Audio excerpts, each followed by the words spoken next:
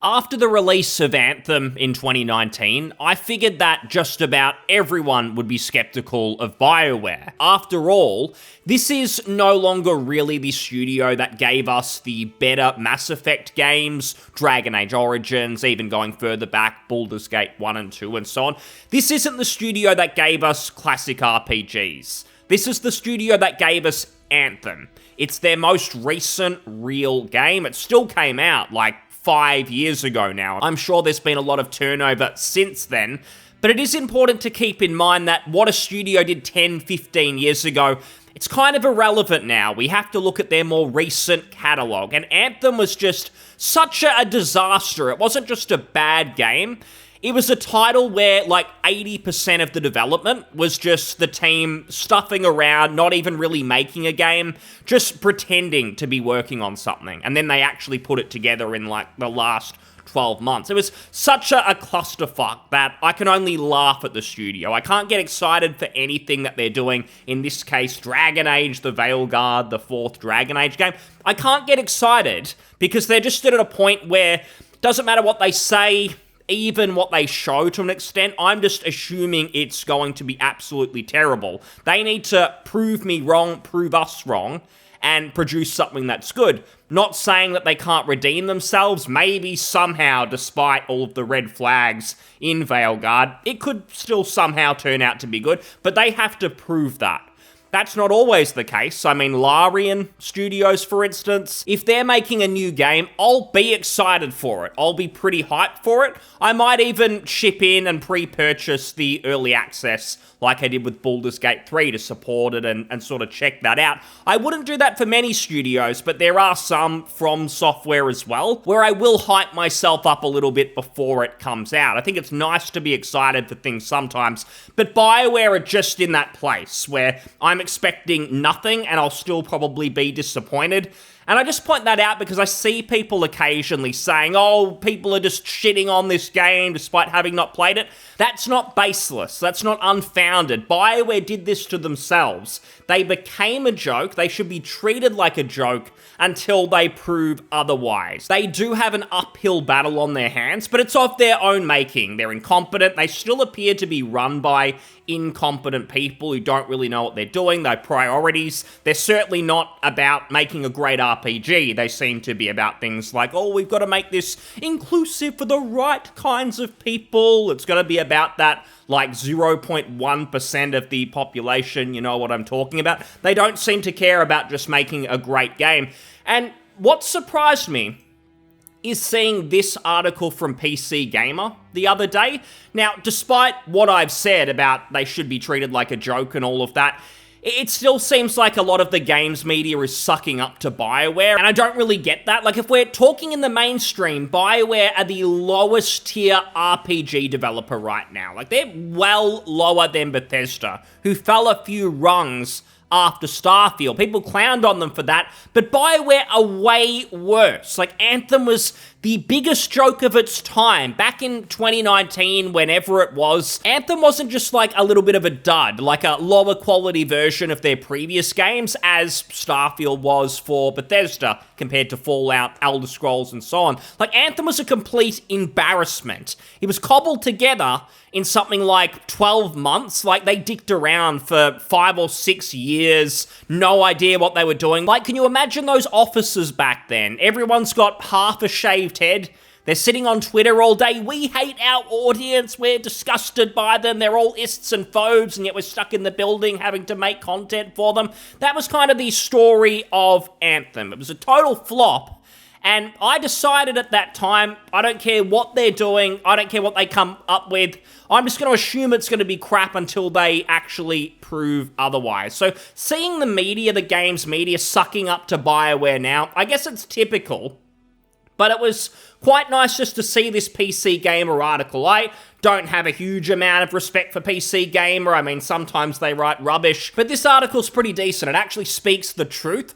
According to BioWare, Dragon Age the Veilguard is the first entry in the series where the combat's actually fun and where characters are intentionally the focus of storytelling, which seems pretty unfair on the first 3 games. And the first part of that, the combat's actually fun.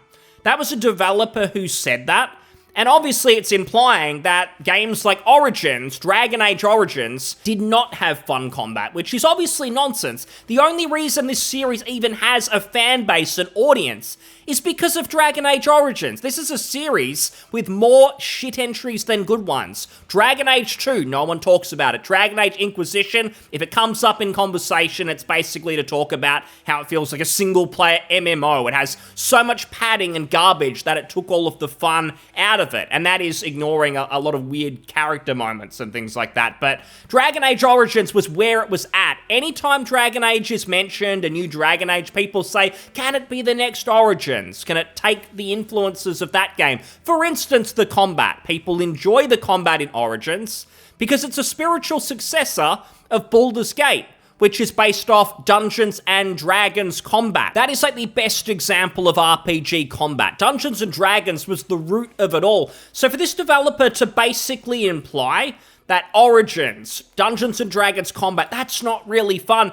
Ridiculous. You shouldn't be making role-playing games if that's the case. And I mean, really you're not, because the Veilguard seems like it just wants to be a hack and slash. They don't care about RPG mechanics anymore. So maybe they're just going mask off. That's the truth. They don't think that role-playing combat is actually fun. And this all comes back to the culture of the studio, because it feels like every decision that they've made is about accessibility. They don't care about this being the best RPG ever or whatever. As I've said in the past, their number one goal is making this the most accessible game of all time. If it's worst RPG of the year, if no one rates it, Kingdom Come Deliverance 2, the Elden Ring DLC, that's winning all the awards. Dragon Age, the Veilguard wins nothing, but they do win most accessible game ever. That's when they'll bring out the champagne. That's mission accomplished for them. All they care about is accessibility. Some people might say it's noble, but it's purely for virtue signaling reasons. They don't actually care about the game being approachable and people being able to play it. That's the last thing on their mind. It's about patting themselves on the back, feeling good about themselves. We're the moral arbiters because, oh, accessibility. That's what we're focused on. It seeps into all of the design because challenge, for instance, interesting combat with some form of challenge, that's not considered accessible. That's a bad thing. You've got to take that out because someone could run into trouble. There might be some adversity. Get that out of here. Instead, let's focus on cheats, like we would with GoldenEye 007, for instance, from the 90s. Let's focus instead on having a no-die mode, and we'll market it like it's an amazing thing, even though you go back to the 90s, GoldenEye 007. There's God mode, there's no-die mode, it's just a cheat. A bit of extra fun. BioWare make it out like it's a big deal. I'm pretty sure you can't be a blood mage in this either, which was a specialization in previous games. And the reason for it is, oh, it's a dark path that we don't want people to be going around. People might get frightened. We might have to have trigger warnings and all of those sorts of things. So no blood mage. It just comes back to that cultural rot, I feel, where they're not interested in crafting an experience that the player can decide for themselves. They can make choices. They want you to have to think like the development team. You've got to be like them, and their focus right now is purely accessibility. It's not great content. It's not interesting characters, great story, taking those sorts of risks. No, it's about having the same worldview as these people. And I really think time is being spent on, for instance, those accessibility features instead of actually just making the game better, more combat and so on. Accessibility should be the last thing that they work on. They could patch some of that stuff in after launch. That's where after launch patching could make sense. They get some feedback on accessibility maybe, and they put some extra things in. It shouldn't be the first thing that you're worried about, especially when there seems to be a lot of problems with the game. They can't even market it correctly. That abysmal launch trailer seems to be a lot of internal communication problems. So it's just weird, especially after Anthem, where, again, that clusterfuck of a development where they were rushing at the last second. Now this time they have all this time for accessibility. Just a little bit weird. I certainly don't have a problem with accessibility itself, but the truth is, if the game sucks and it's just not very good, you're wasting your time because people, for instance, my friend who's got cerebral palsy, he can only really game with one hand and maybe one finger on his other hand. So some games are tough for him,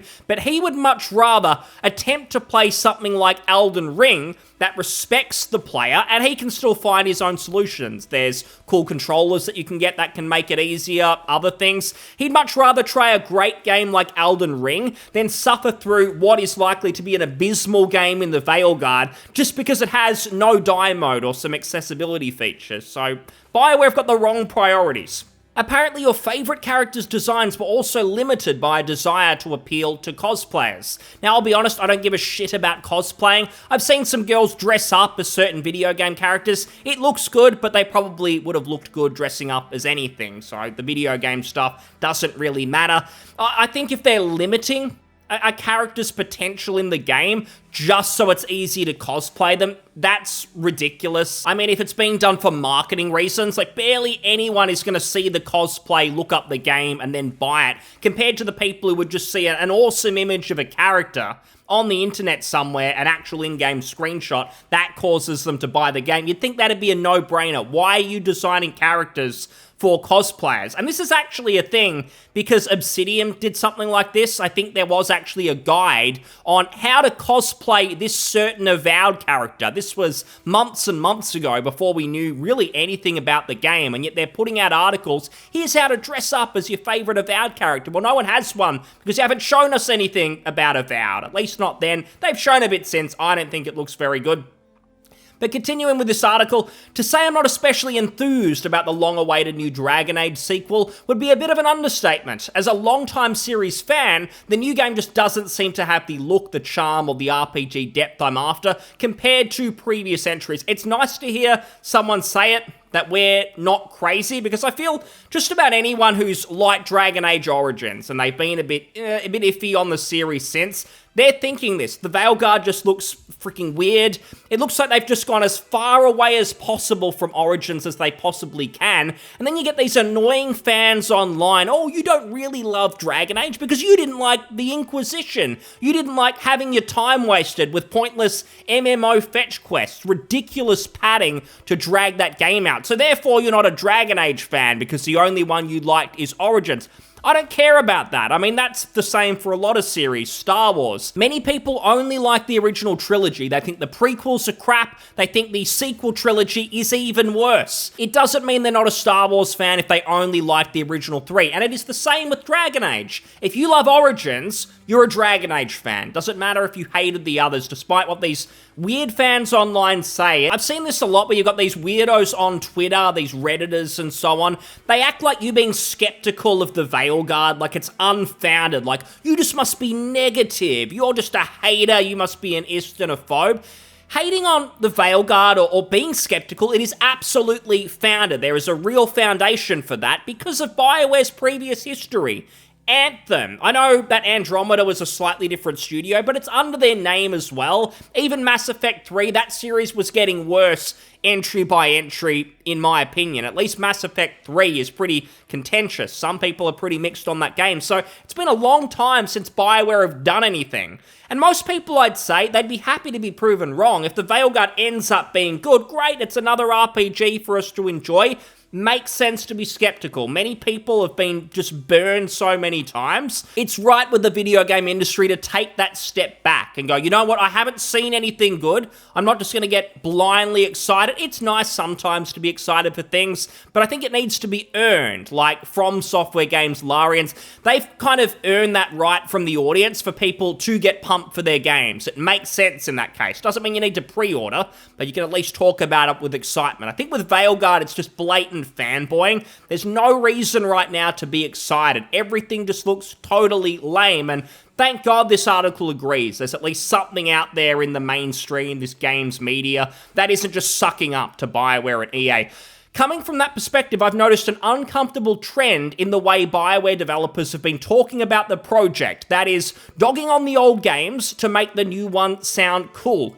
And that's, again, Star Wars, where it's like you make some new movie, you revive some IP, and you shit on the whole legacy of the original. You shit on all the old characters, maybe you even kill them off to make the new ones look better. It doesn't work. It actually just makes the new characters look pathetic. It looks like they can't stand on their own 2 feet, that you've got to prop them up, put them on a pedestal. They haven't actually earned it. Just looks stupid. Everyone can see it. It's particularly noticeable across a run of recent Game Informer interviews, which really just look like paid advertisements as part of their really extensive exclusive look at the game. For example, speaking about the battle mechanics, Mark Duras, consultant on the game and former exec producer on the series, says previous Dragon Age games got to the realm of combat wasn't too bad. Again, just nonsense. A lot of people love the Dragon Age Origins combat system, spiritual successor to Baldur's Gate. People wanted more of it. Baldur's Gate 3 sales prove that, but Mark's living in his own deluded world at BioWare, it seems.